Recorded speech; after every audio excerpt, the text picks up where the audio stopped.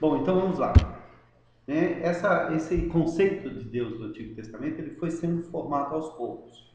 Então a gente já viu que no início, embora Deus se revelasse como único, ele era visto por aqueles a quem ele se revelava não como único, mas como o Deus dentre todos os deuses que nos escolheu.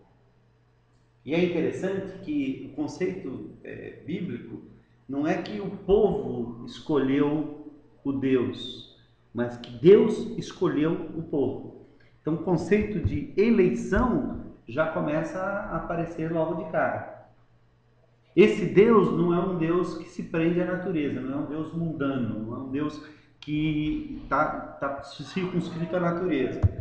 Então, e aí entra justamente o javismo, né? Quando o nome de Deus é revelado a Moisés e tal, isso é uma das etapas. Quando o povo começou a se deparar com a questão de, de que o Deus em quem eles criam os colocou debaixo do jugo de outras nações, principalmente durante o exílio, pelo menos esse é o conceito, vamos dizer, a ideia do Deus criador, ele vai surgir, segundo alguns estudiosos, na época do exílio. O que de certa forma é coerente, porque é lá que na Babilônia que as cosmogonias vão aparecer. E é interessante, né? Só para mostrar aqui para vocês, eu acho que eu tenho aqui a, sobre a questão de Gênesis 1 e 2. Gênesis 1 e 2, não é a música que eu quero. Não, o grupo. Gênesis está aqui.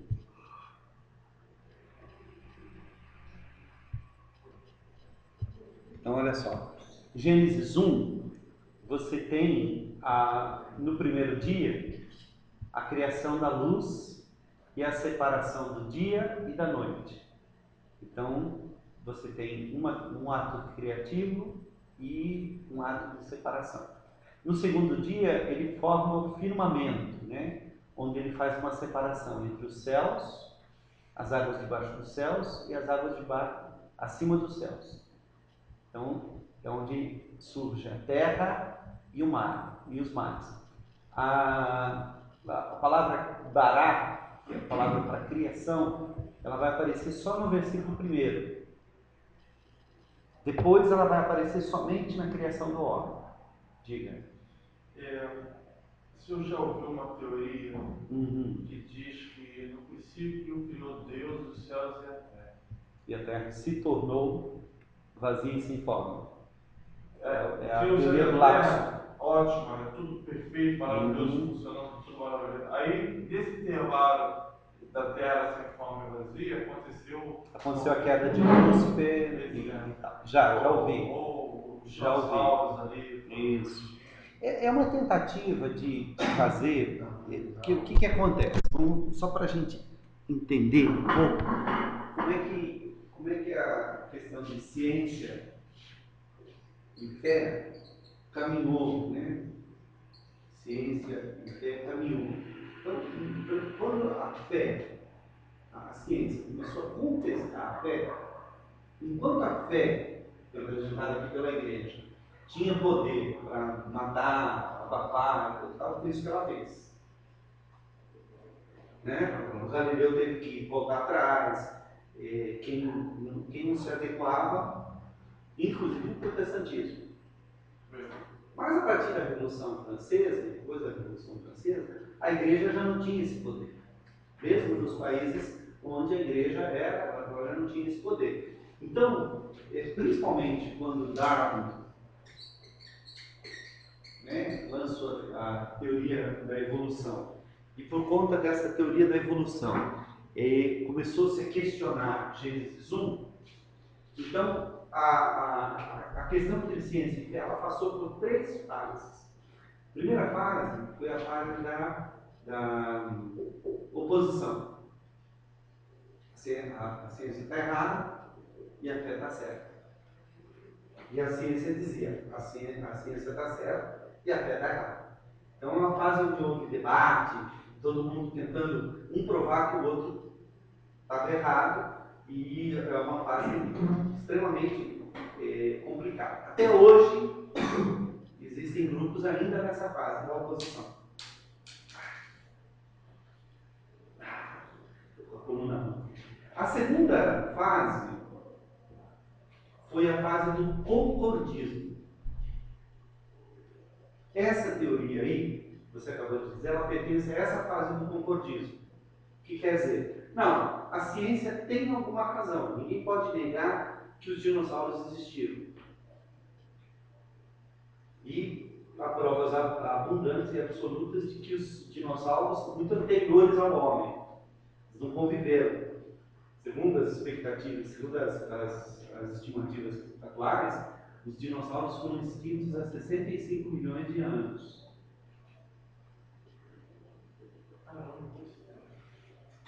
E o homem surgiu, o Homo habilis, o Homo sapiens, é de cerca de 100 mil, segundo a ciência, segunda 100 mil, 75 milhões, né?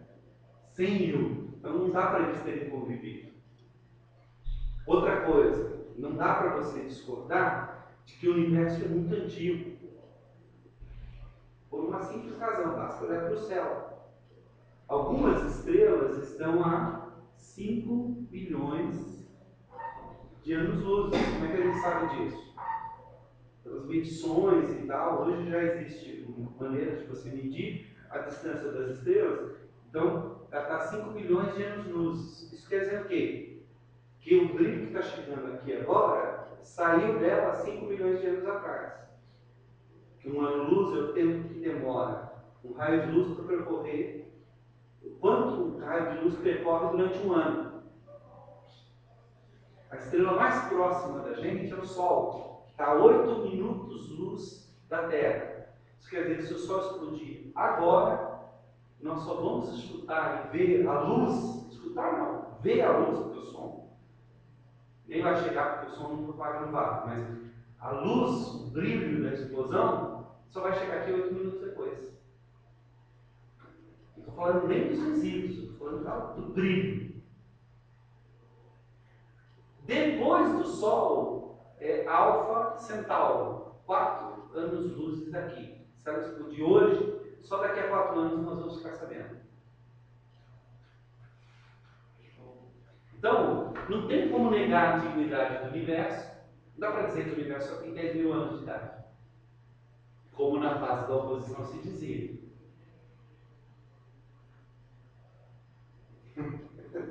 Dá para dizer? Bom, eu não vou entrar nessa discussão, mas você conhece a Florença. Conheço. Eu fico mais com a O Adalto está mais nessa fase aqui. O design inteligente dele é o design inteligente mais fundamentalista. Existe um pessoal do design inteligente que é mais na fase do concordismo ou na terceira fase, que eu acho que é a mais saudável de todas. Mas vamos lá, vamos pegar. Outra coisa que também você tem que levar em consideração é a questão da antiguidade da Terra. Quantidade de petróleo que existe no mundo. O que é petróleo? Fóssil. Isso quer dizer que é matéria viva. Matéria viva que foi soterrada. Então na época da oposição se dizia, é o dilúvio. O dilúvio que soterrou tudo isso. Mas dá para imaginar a quantidade de florestas, a quantidade de animais, a quantidade de fósseis necessária para a quantidade de petróleo que existe armazenado no interior da Terra? Não, o dilúvio não foi a destruição geral Foi o mundo, assim. Aí você tem várias teorias sobre o dilúvio também. Porque se, vamos dizer que se a Terra fosse absolutamente plana, você pegasse, não, se a Terra fosse absolutamente plana, você pegar toda a água que existe na Terra, incluindo das calotas polares, o máximo que ela daria para cobrir a Terra toda era mais ou menos uns 15 a 20 centímetros. Esse cálculo já foi feito. O dilúvio só teria sentido numa Terra toda enrugada, com reentrâncias e tal. E alguns lugares seriam cobertos, porque não teria água suficiente para cobrir. O Adalto até explica isso, não lembro. Da onde vem a água? Né? Eles têm muito embaixo d'água, no lençol freático, os lençóis freáticos e nas calotas polares. Esse é o principal. Mas vamos lá. Então, questão do fósforo. Então, o que a fase do concordismo tentou fazer? Pegar, por exemplo, esses 7 dias da criação e tratar isso como se fossem 7 eras geológicas. Ou então, olha, na verdade, existe um hiato, que é chamada teoria do hiato. Existe um hiato entre o versículo 1 e o versículo 2 de Gênesis. Quando a Bíblia diz, e a terra era vazia e sem forma, essa teoria diz... Criou Deus os céus e a terra, pronto. O princípio criou Deus os céus e a terra, pronto. Deus fez tudo. E a terra era vazia e sem forma. Esse era o verbo raiar, que segundo essa teoria, ele pode significar se tornou.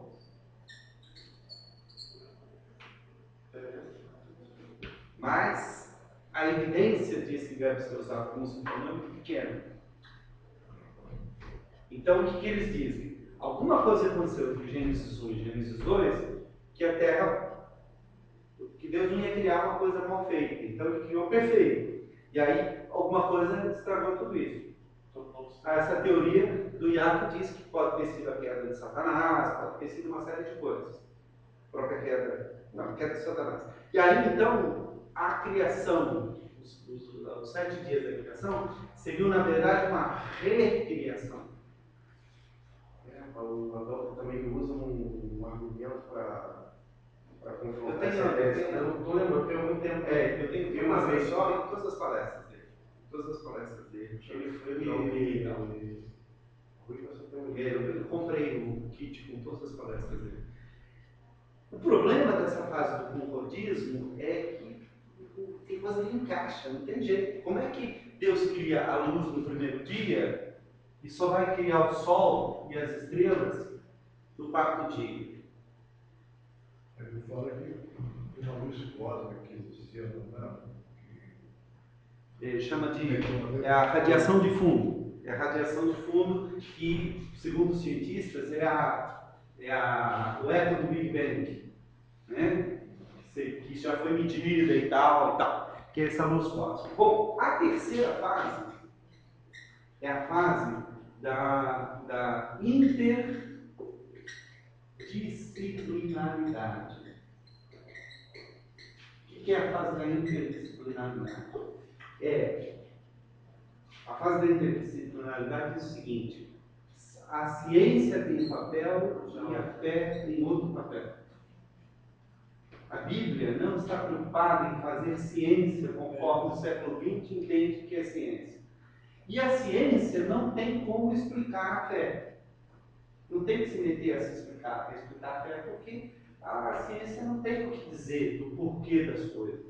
Ela só pode dizer o como das coisas. Então, eu querer usar Gênesis 1 para dizer o como aconteceu é problemático, segundo essa fase da interdisciplinaridade, porque a função desse texto não é científico. Deus não está preocupado. A revelação aqui não é a revelação científica para o homem saber como o ser humano, como o mundo, como o universo foi criado. E é justamente dessa terceira fase que eu tiro esse estudo aqui.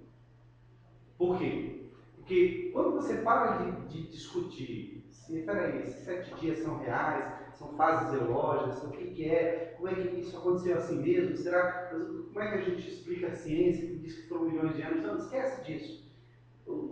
Quem produziu esse texto aqui e quem o leu pela primeira vez não estava preocupado com isso. A preocupação dele era teológica. Ele queria ensinar que a terra, os céus e a terra foram criados por Deus e, principalmente, ele queria se contrapor às cosmogonias da sua época. Se você achar que isso aqui foi escrito na época de Moisés, ele está se contrapondo às cosmogonias egípcias e sumérias. Se você achar que isso aqui foi escrito na época do exílio, ele está se contrapondo às cosmogonias babilônicas. Se você achar que isso é posterior ainda, no século II e III, ele está se contrapondo às cosmogonias gregas e persas. Agora, aparentemente, a preocupação do texto é, de fato, se contrapor à cosmogonia babilônica. Por quê? Porque quando ele fala de luz,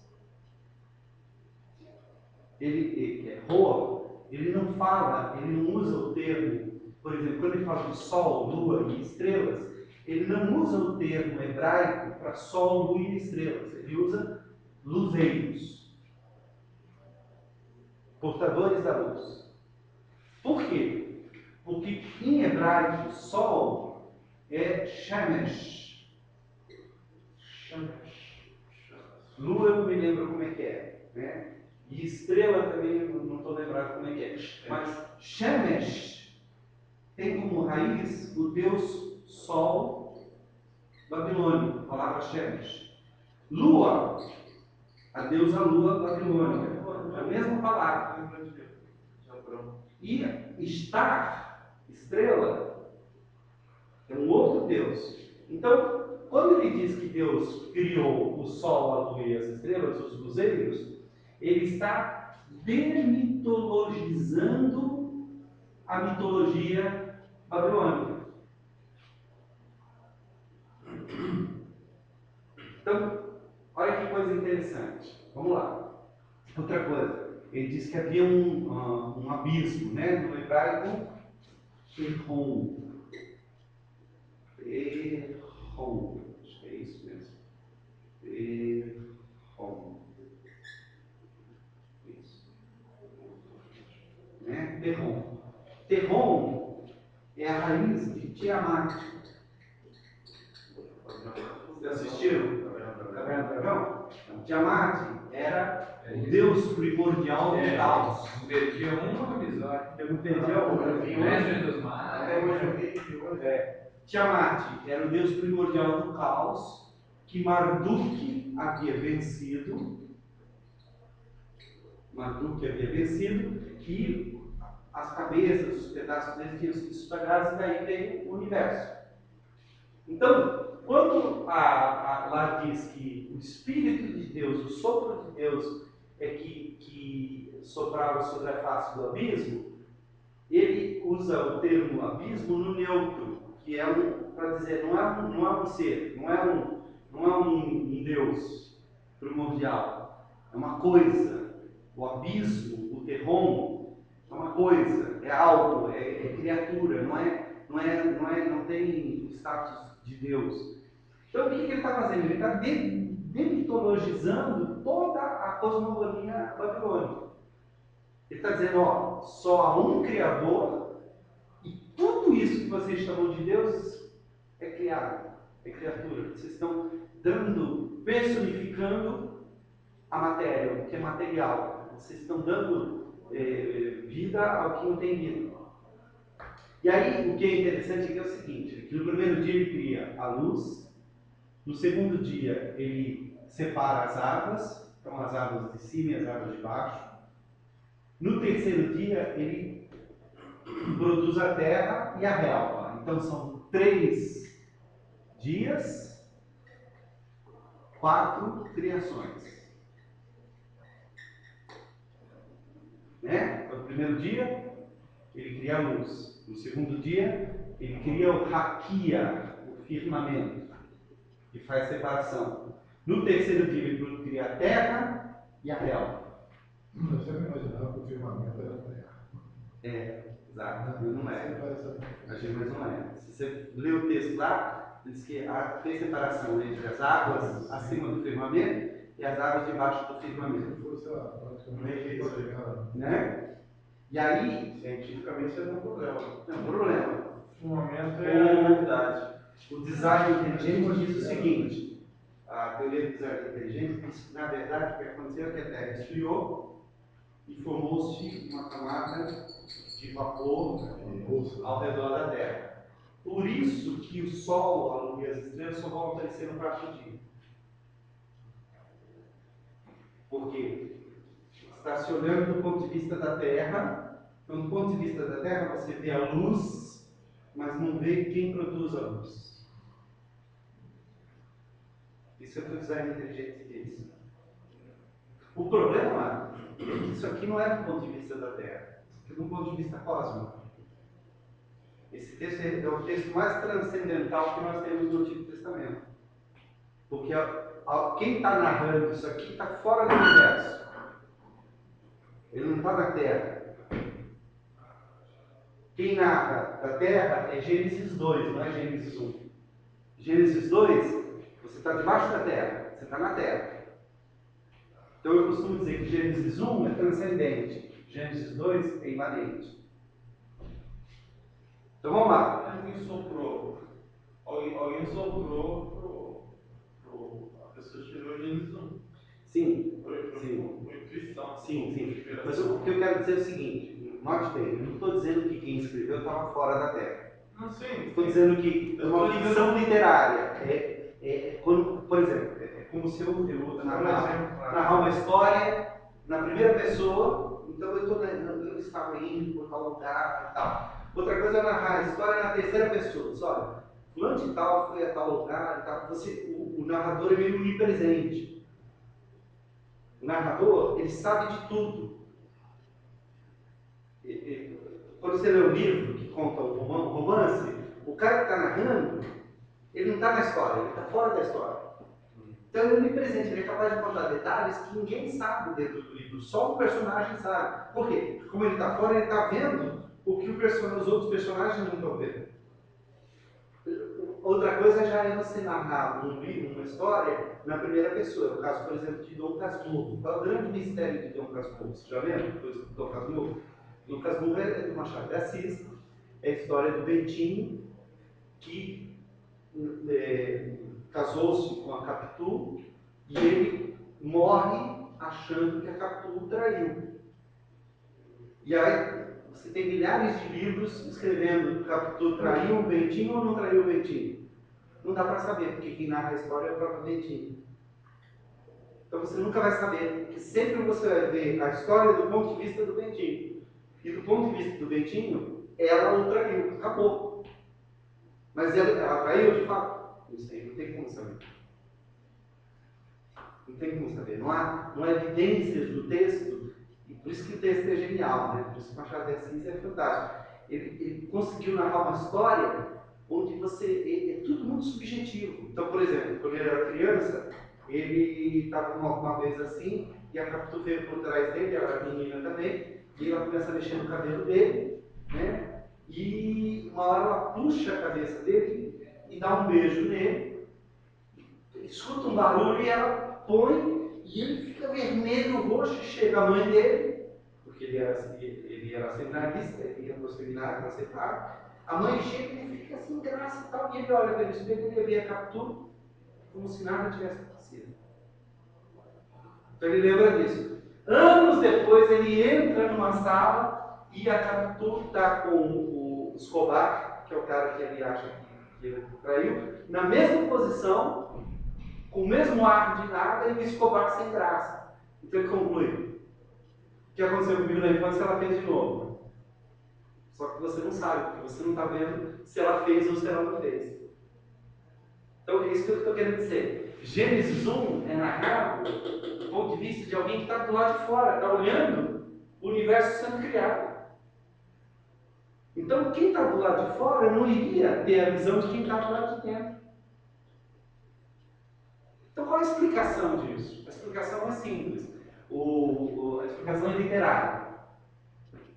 Nos 3 primeiros dias, o narrador descreve a criação de 3 ambientes: o ambiente da luz, o ambiente das águas e o ambiente da terra. No 4º dia, ele descreve os exércitos da luz. Ele descreve os exércitos da luz. No 5º dia, ele descreve os exércitos das águas. E no 6º dia, ele descreve os exércitos da terra. E no 7º, ele descansou.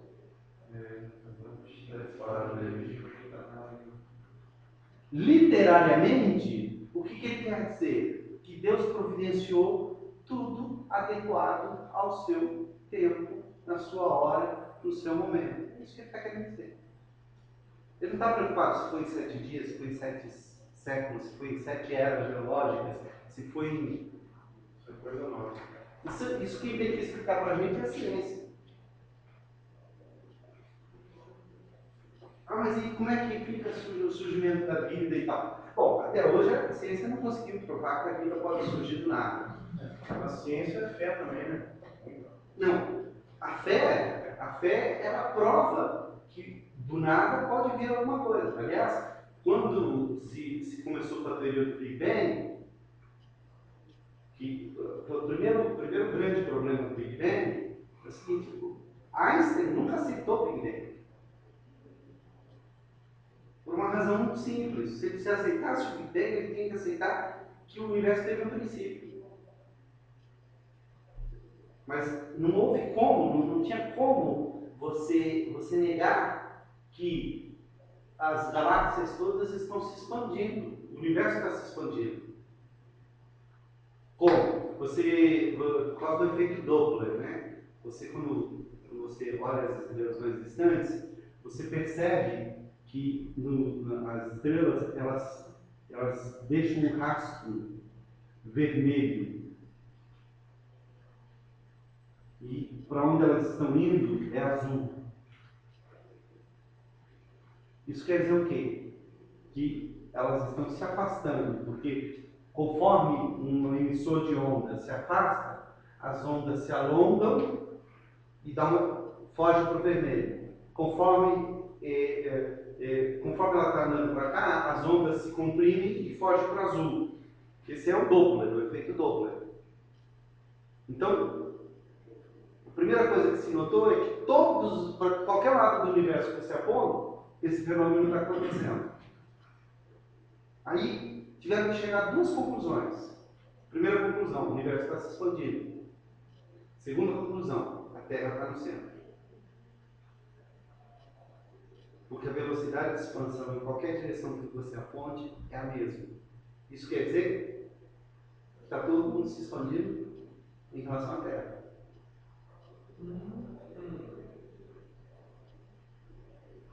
Por que a teoria do Big Bang demorou para ser aceita? Por causa disso. Porque tá bom, então vamos lá, a Terra está se expandindo, o universo está se expandindo no tempo. Então vamos voltar atrás no tempo. Vai chegar uma hora em que vai estar tudo junto. E vai chegar uma hora em que não havia nada. Explodiu? A ideia explodiu Nada explica a explosão do nada.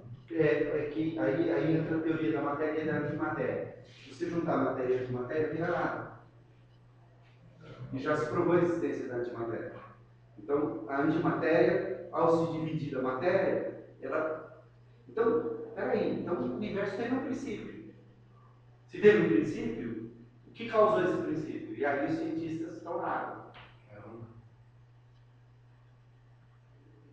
Aí os cientistas estão lá. Por isso tem alguns evolucionistas, criacionistas. Criacionista não, tem um nome aí. Tem um livro, vale a pena vocês lerem, que chama-se Mostre-me Deus. Eles acreditam que foi algo superior, não falam que é o Deus cristão. É porque você tem 2 leis. Na verdade, tem a lei da entropia, que é um problema para a teoria da evolução, né? Porque a lei da entropia diz que energia que existe no universo, ela não aumenta nem diminui. Mas à medida em que ela é usada, parte dela se torna indisponível. Então é que o universo está esfriando. A lei da entropia diz isso. Tudo tende ao desarranjo e não ao arranjo. Se você deixar o jardim sem cuidar, ele não vai ficar mais bonito. Ele vai ficar mais feio. Ele não vai ficar mais organizado, ele vai ficar mais desorganizado. Tudo que você deixa sem mexer, ele se desorganiza. Então, por isso, a evolução não pode acontecer pela lei da entropia. Como é que uma coisa vai se especializando e melhorando se a tendência é a destruição, a desagregação? Só que alguns cientistas hoje já falam de uma outra lei que eles chamam de lei da antropia. O que é a lei da antropia? É que parece que todo o universo conspira para o surgimento do homem.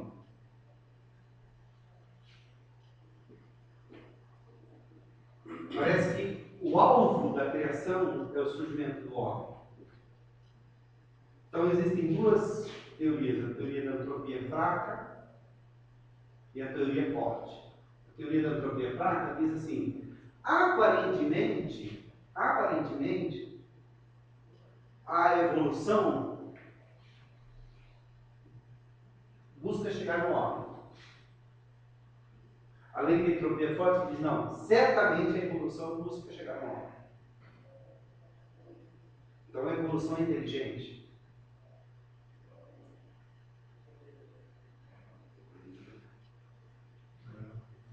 Então, hoje já se fala da lei da entropia nos círculos mais avançados de biologia e tal, como uma lei verdadeira, é fato. Se você analisar a evolução como se ensina hoje nas escolas, o que acontece é uma especialização contínua até chegar no ápice, que é o ser humano.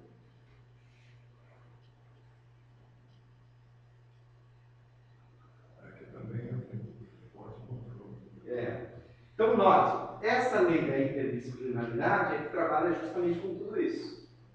Agora, olha só, qual é o grande problema da gente tomar Gênesis 1 como a única explicação da criação? É que a Bíblia não fala de Gênesis 1 como a única explicação. Gênesis 2 tem outra explicação. E Gênesis 2 é diferente de Gênesis 1. A ordem da criação em Gênesis 2 é completamente diferente da ordem da criação em Gênesis 1. Mas Gênesis 2 é a explicação de Gênesis 1, assim, Não é, porque olha só. Porque diz o seguinte: e logo que criou não havia planta, nem chuva, mas havia uma névoa. O pessoal estudou a revolução de vapor. Exato. Notem que logo depois Deus forma o homem. Lá em Gênesis 1 não falou, né?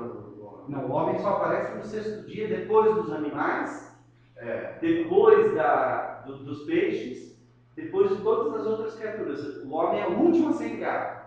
Em Gênesis 2, o último a ser criado, olha só. O homem é criado primeiro, depois é criado um jardim, porque não havia planta. Em Gênesis 1 diz que primeiro Deus fez a terra e fez surgir as plantas. Toda a sorte de planta que tem semente. Como é que não havia planta antes da criação do homem? E depois, então, ele planta um jardim e o faz brotar. Depois ele coloca o homem para cultivar e guardar, mas não tem mulher e nem animal. Porque aí, quando Deus vê que o homem está sozinho, ele cria os animais, formou Deus, pois, do pó da terra, os animais, não é isso que está escrito lá? E trouxe aos homens para lhe dar nome. Então os animais foram criados entre o homem e a mulher. Não combina com Gênesis 1. Inclusive a criação da mulher foi porque nós somos um animal compatível. Exatamente. Então note como a ordem da criação em Gênesis 2 é diferente da ordem da criação em Gênesis 1. E aí, qual das duas está certa? Qual é a ordem correta?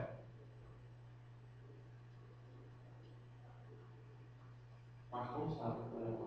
Mas você não falou que a preocupação não era a ordem? Exatamente. Por isso que eu estou dizendo, a preocupação não era a ordem, porque senão, quem Conflito. colocou esses dois textos juntos, e a evidência de que um texto foi escrito por uma pessoa e outro texto foi escrito por outra, porque, por exemplo, a partir do versículo 2, 4, começa a se usar o nome de Yahvé.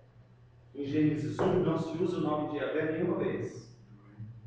Então, por causa disso, o House achou que Gênesis 1 era heroísta e Gênesis 2 era javista. Mas hoje não se pensa mais assim. Gênesis 1 é sacerdotal. Por que é sacerdotal? Porque se preocupa com 7 dias da criação. Uma narrativa sacerdotal. Agora, quem organizou isso, como a gente conversou algum tempo atrás, de que está tudo bem tecido. Tá. E outra por coisa. que eles botaram esses textos diferentes? Exatamente. Por que ele. Será que ele não percebeu? É, isso Será que ele não percebeu que um parecia contradizer o outro? Deve ter percebido. Porque não é burro. O cara que fez aqui não é burro. Mas ele deixou assim mesmo porque o que ele queria é que se tivesse uma noção ampla de Deus como Criador. Então, Gênesis 1, Deus é transcendente. Ele fala de longe, ele não põe a mão na criação. E disse Deus, é o poder da palavra que cria.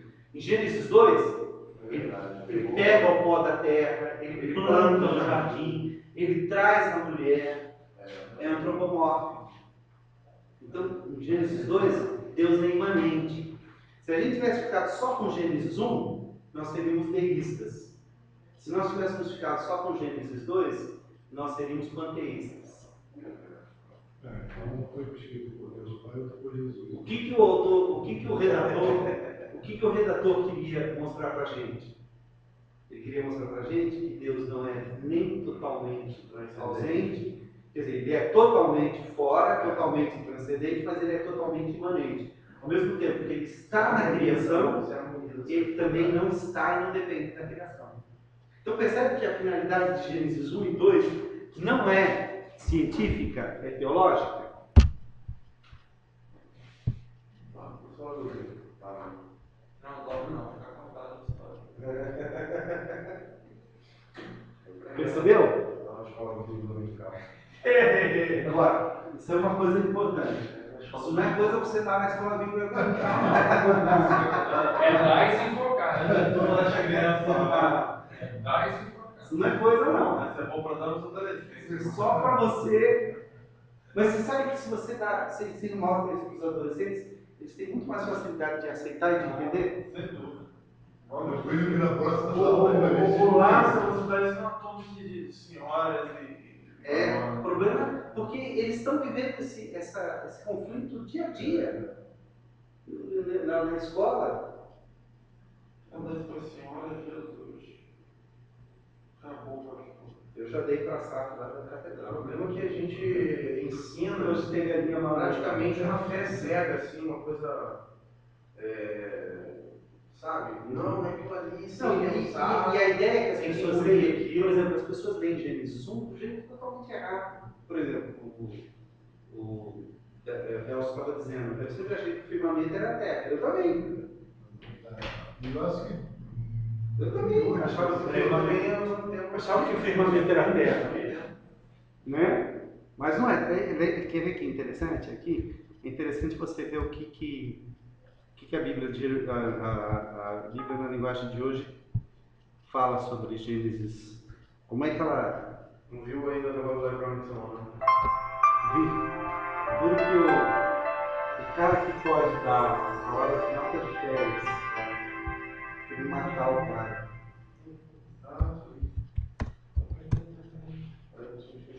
Olha só, Gênesis 1 na edição, na linguagem de hoje,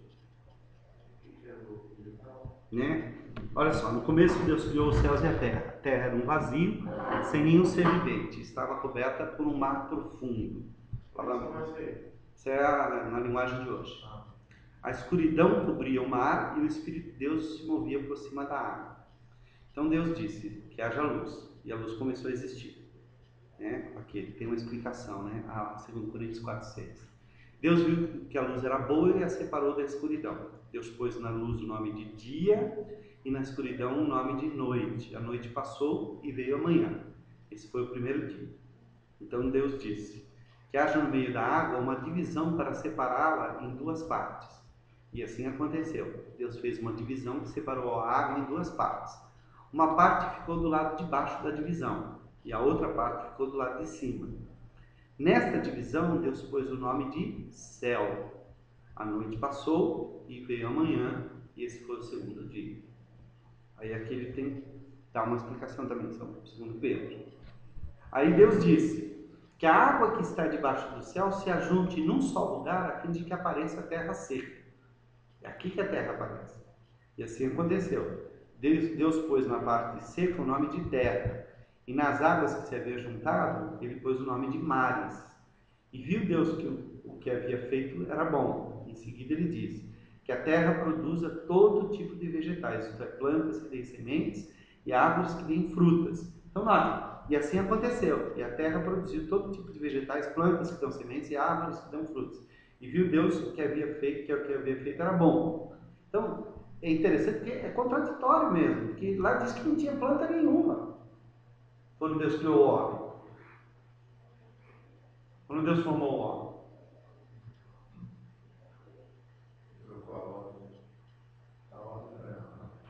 Na verdade, aí é que está o que aconteceu. Isso é uma coisa interessante sobre o Pentateuco. O Pentateuco é uma obra de consenso. O Pentateuco coloca coisas que aparentemente estão em contradição juntas. Por quê? Porque o Pentateuco parece ser a junção da sabedoria de Israel. Então ele não desprezou nenhuma versão. Essa que é a grande questão.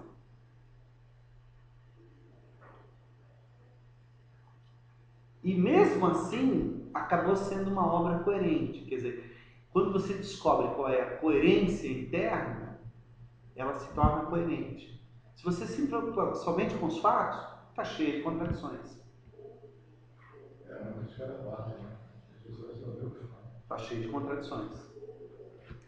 Vamos lá. O Deus Salvador. Quando é que eles descobriram isso?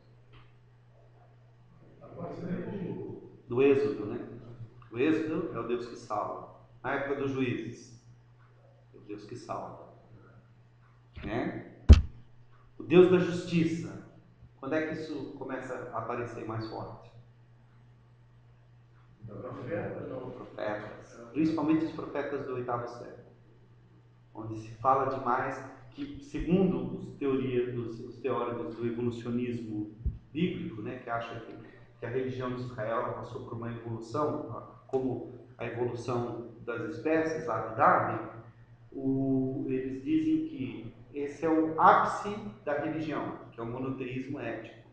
O monoteísmo é acreditar num único Deus que exige justiça.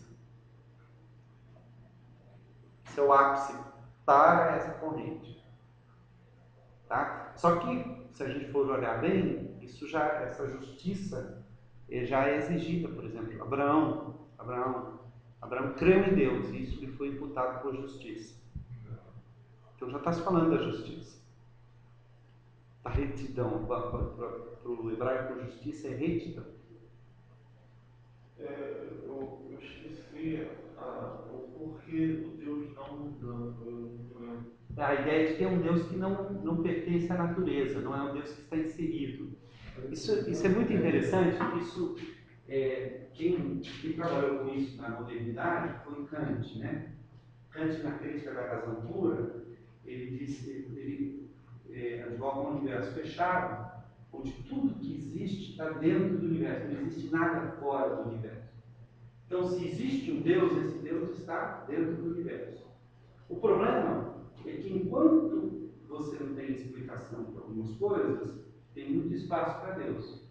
À medida que você começa a encontrar explicações científicas para todas as coisas, você vai perdendo espaço de Deus. Então, segundo Kant, vai chegar um momento em que Deus será desnecessário, porque as leis da natureza explicariam toda a realidade. Só que a concepção da Bíblia não é que o universo seja fechado. Deus está fora do universo. Ele não é um Deus mundano. Ele não pertence ao cosmos. Lembra o seguinte, para o grego, cosmos significa o todo organizado. Para o judeu, cosmos é sinônimo de céus e terra. Porque o pensamento judaico é sempre dual. Deus se curva para Deus. Quando ele diz, no princípio criou Deus os céus e a terra, ele não está dizendo que, ele não está dizendo, Deus criou tudo, esse é o sentido. O pensamento judeu é sempre dual. Sempre dual. Não dualista. Exato, é dual. Ele sempre fala das coisas aos pares. Principalmente, Mas a ideia é de uma unidade. a ideia de todo. Exatamente, não é uma divisão, mas é um. Isso aí então uma ideia que o dicotomista se aproveita. Eu diria que o dicotomista ele interpreta errado o dualismo judaico. Ele interpreta errado. É por isso que eles Porque ele divide. Corpo, alma e o espírito dá a completude, né? Há uma diferença entre a dualidade e a dicotomia. Dicotomia é repartir em dois. Então, o que está unido, você reparte. A dualidade é quando você reconhece que existem duas partes de um todo, mas o que importa é o todo. O Garcia trabalha bem isso aí, né? O Garcia trabalha muito bem isso. Aliás, o Garcia, Ele faz esses quadrinhos também, cara. ele questiona, no livro dele, ele diz assim, Garcia é o Garcia Rubio, que Você escreveu, hoje está na antropologia. escreveu Antropologia Teológica. é um professor Lá da PUC. Ele é interessante que ele diz o seguinte: que tipo de evolucionismo um cristão poderia aceitar? Quer ver? Acho que eu tenho esse trabalho que eu fiz para ele.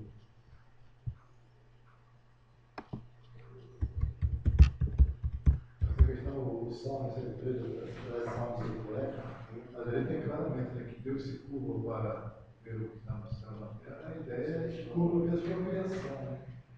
Deus está acima da sua criação.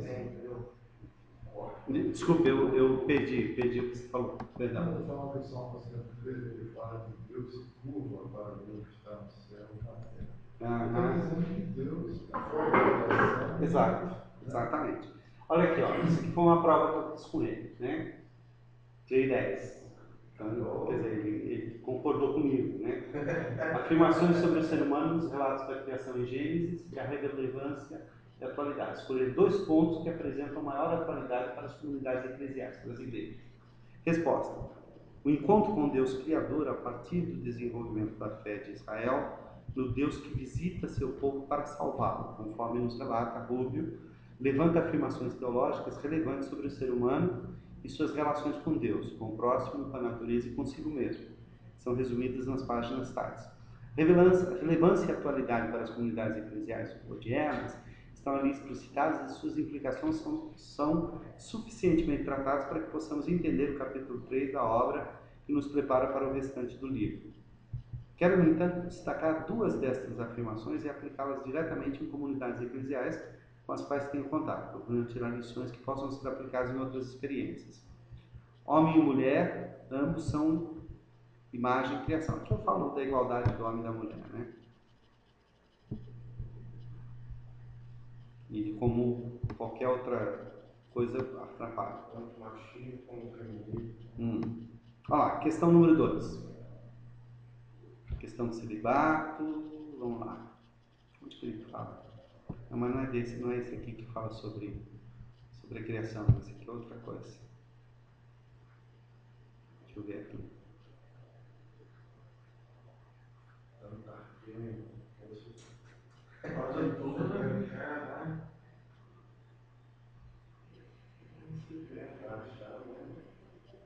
Antropologia teológica é evolução e fé. Isso foi evolução.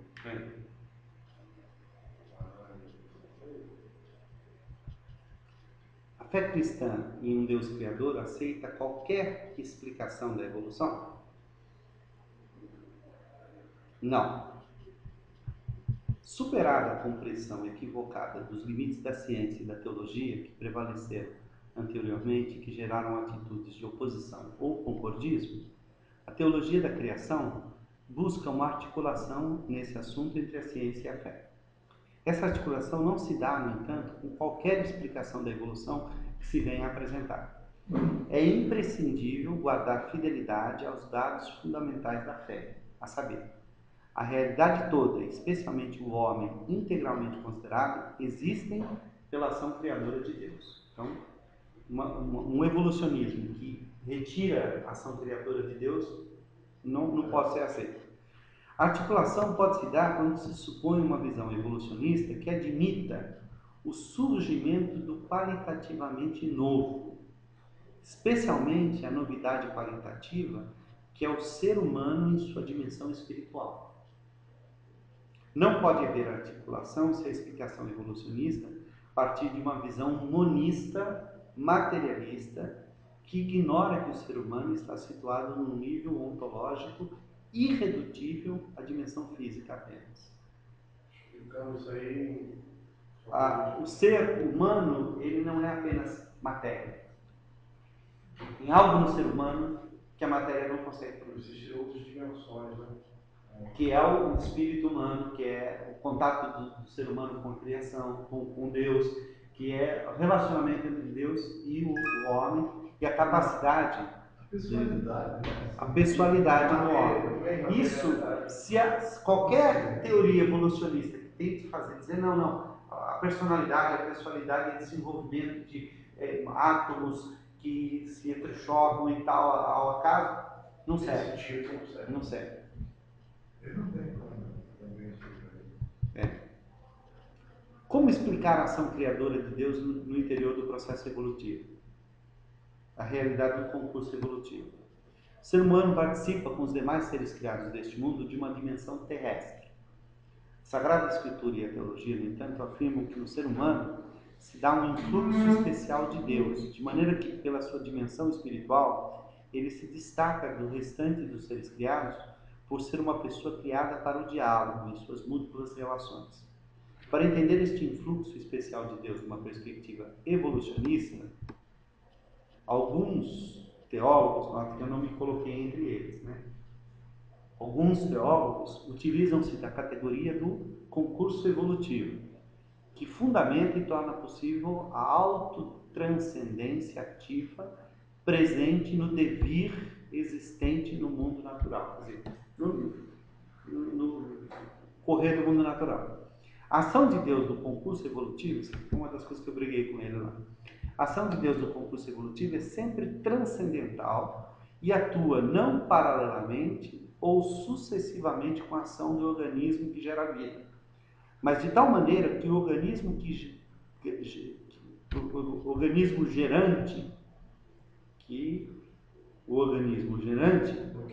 esse aqui está demais aqui, que o organismo gerante possa exercitar uma causalidade que supera a sua própria capacidade natural.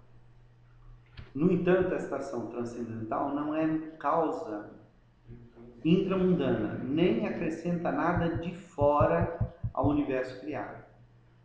Esta ação não conserta algo que teria sido criado deficiente, mas faz com que as causas secundárias dentro da criação se potencializem de tal maneira que é a superação da sua capacidade natural. Eu discordo dele.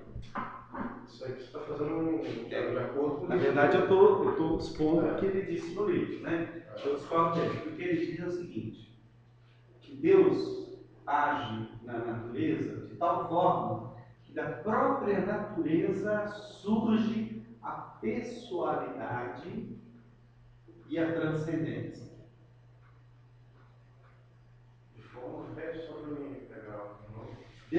Deus age de tal forma na natureza, a natureza é fechada. Natureza fechada. Isso. Da própria natureza, algo que transcende, que vai além, pelo concurso evolutivo que ele chama, pelo concurso de Deus, quer dizer, Deus agindo juntamente com a natureza, o sobrenaturalmente novo aparece. Eu rompo pessoal, eu creio que Deus intervém. Entendi. Que aí entra essa questão, né? Eu não acho, nesse ponto, eu não sou. Aqui. Mas é um teísmo, né? Deus está na natureza fazendo. Eu acho que o esforço de tentar harmonizar a evolução com a fé, ele cedeu a Kant. Eu acho, essa é a minha opinião.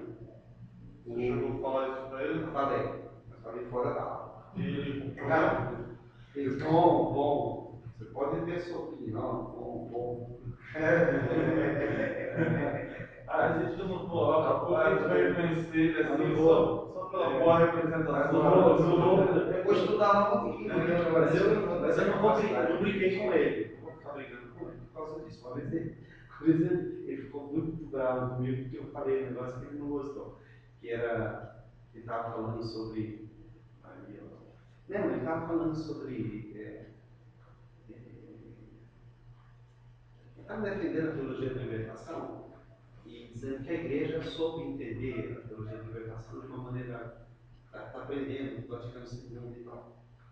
Só que o João Paulo II, não, foi o João Paulo, foi João Paulo II, o João Paulo II cometeu um gafe muito grande, porque ele canonizou o José Maria Escrivá, que é o fundador do Opus Dei. E nenhum cara da teologia da libertação engole isso. Então eu estava falando, mas professor, eu lembro que eu perguntei assim, professor, mas a igreja, então, a igreja católica, ela está entendendo isso e tal. A Opus Dei é atualmente o movimento mais reacionário dentro da igreja católica. É extremamente conservador, extremamente. Né? Lembro, exatamente. Ele estava dizendo que o ideal é que o ser humano evangelize sem precisar sair do seu ambiente. Ele tem que estar integrado no ambiente onde ele trabalha e tal, e ali ele mostra a sua fé.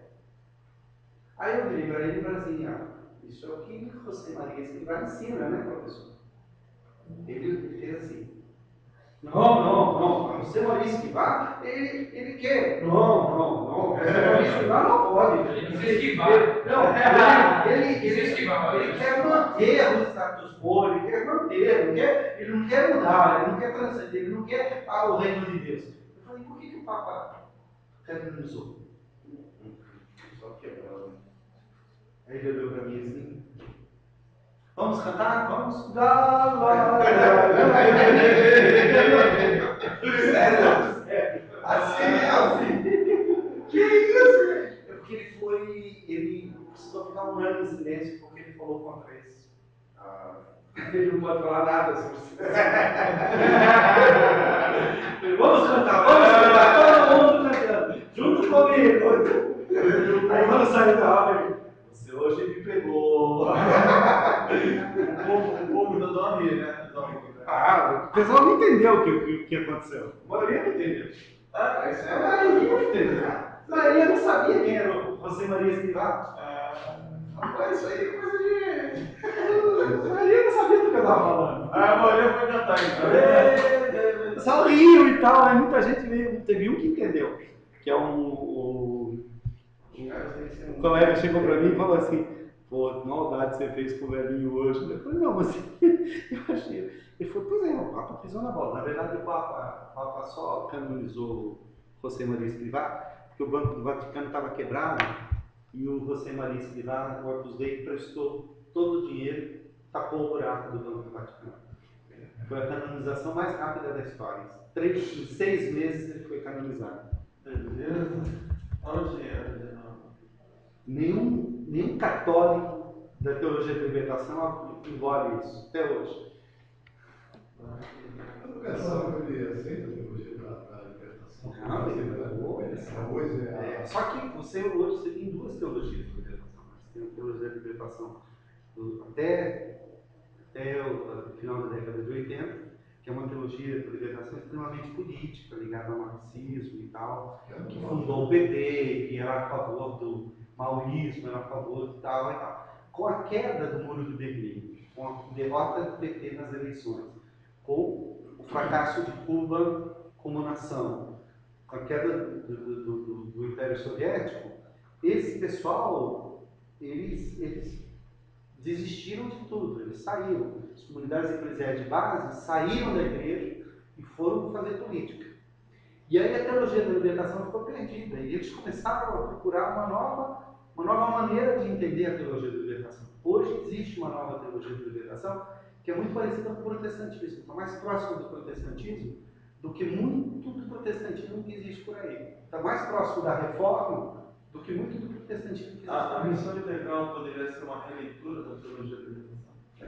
No fundo, a partir de agora, a partir daí, é que eles começam a redescobrir arte, redescobrir a partir dessa missão da década de 80. Tá, os católicos possam descobrir isso. A orientadora do Rodrigo, do Rodrigo, ela estava contando pra gente, ela diz, olha, eu nunca chorei tanto. Um dia, Maria, esqueci o nome dela, a Bingham, ela contando isso pra gente, ela falou, olha gente, eu nunca chorei tanto, o dia que o Lula perdeu, para mim, acabou minha fé. Eu demorei dias para me recuperar, porque eu achava que a eleição do Lula era um projeto de Deus.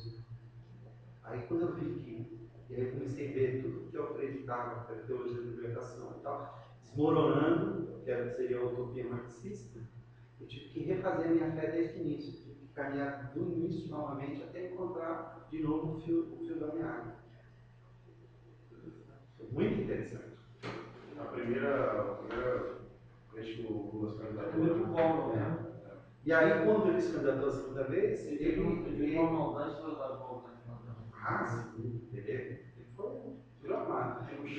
E na segunda vez, ele simplesmente abandonou o marxismo. Lula que foi eleito na segunda vez, é um liberal, ele continuou a política do Fernando Henrique. Foi o que salvou o Brasil. Se ele tivesse entrado, se ele tivesse ouvido os malucos do PT, tinha quebrado o Brasil. Tinha quebrado o Brasil. Mas o professor, o Wolff não fazia parte dessa linha, assim? Fazia um pouco. Então ele mudou, ele também... Ele virou autoajuda, né? Reconsiderou? Não, ele virou autoajuda.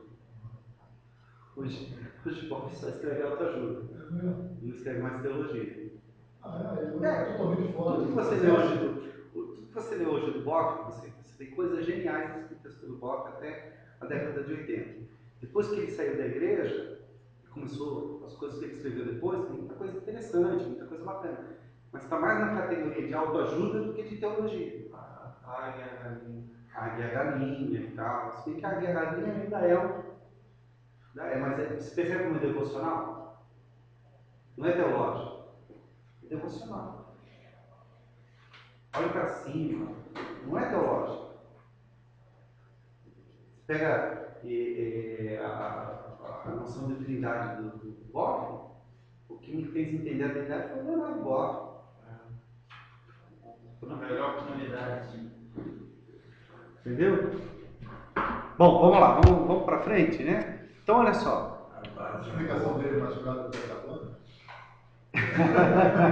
A cabana é interessante. A cabana chega assim, as raias chegam assim no limite, meio milímetro antes de chegar no esoterismo. Tem umas horas que atravessa no esoterismo, tá bom. Mas é legal a cabana, ainda bem que é só ficção. Então, olha só. Quando a fé já vista começa a aparecer, ela vai trabalhar com a ideia de um Deus além dos limites, o eterno Deus vivo, um Deus que vive, um Deus que não é um Deus sexuado, como os deuses pagãos, um Deus santo em si mesmo, um Deus que não precisa de ninguém para ser Deus, um Deus pessoal e o Deus para o mundo e para o homem. Quer dizer, embora esse não seja um Deus mundano, no entanto é um Deus voltado para o mundo e voltado para o homem.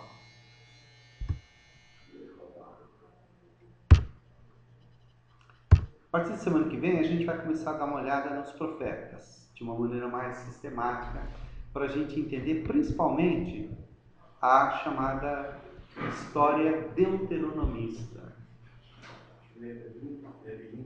Levim. Aqui é Nevim. Nevim. Né? Aí a gente vai dar uma olhadinha. Na estrutura hebraica, né? Não, isso aqui é a estrutura do livro, né? Hebraica, mas a estrutura do livro, dá para perceber no português. Né? Juízes, como que Juízes foi construído, né? Os livros de Samuel.